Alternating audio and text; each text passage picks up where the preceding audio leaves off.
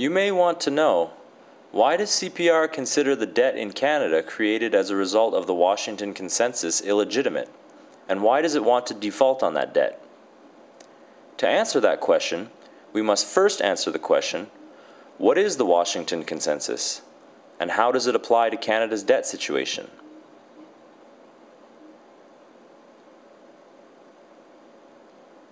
The Washington Consensus is a name given to a group of policies typically espoused by Washington, D.C.-based institutions, such as the International Monetary Fund or the World Bank.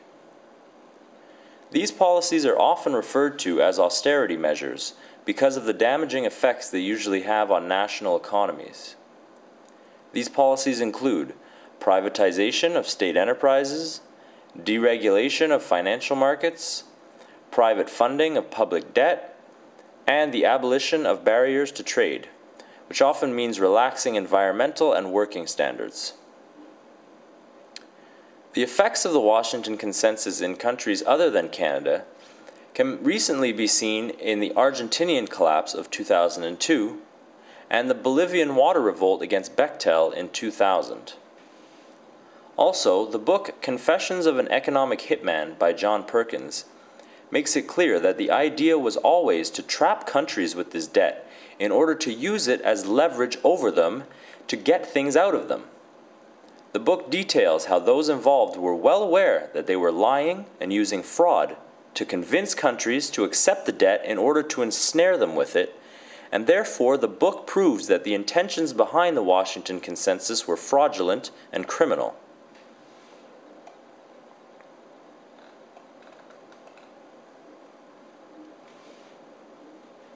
Canada has not followed all of the measures of the Washington Consensus to the extent of other countries like Bolivia or Argentina. However, there have been many moves away from government social spending and towards privatization. One of the most important impacts of the Washington Consensus on Canada has been its impact on our methods for funding government projects. Since the mid-1970s, Canada has moved away from using its national bank, the Bank of Canada, for funding projects at low interest rates, and has instead moved towards the Washington Consensus model of using private sources for government financing with the higher interest rates that come along with it. That has led to our debt in Canada rising from $20 billion in 1970 to $90 billion in 1980, and it now stands at $494 billion. Over 80% of that $494 billion that Canada owes is just interest paid to private banks, and is not actually providing the Canadian people with anything. So that means even though Canadians have to pay back nearly $500 billion, they only got $100 billion worth of stuff. The rest is profit to the banks. When we have seen in Confessions of an Economic Hitman that these policies are deliberately fraudulent and therefore criminal, the Canadian Party for Republic declares the remainder of this debt null and void, and any future CPR government would take immediate steps to refuse to pay any remainder of the debt.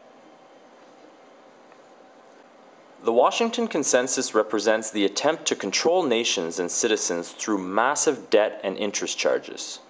As such, it is a direct extension of the ancient idea of empire. A sovereign republic is the solution to the idea of empire. If you agree with our views on this issue, please join our party and support our efforts. Thank you.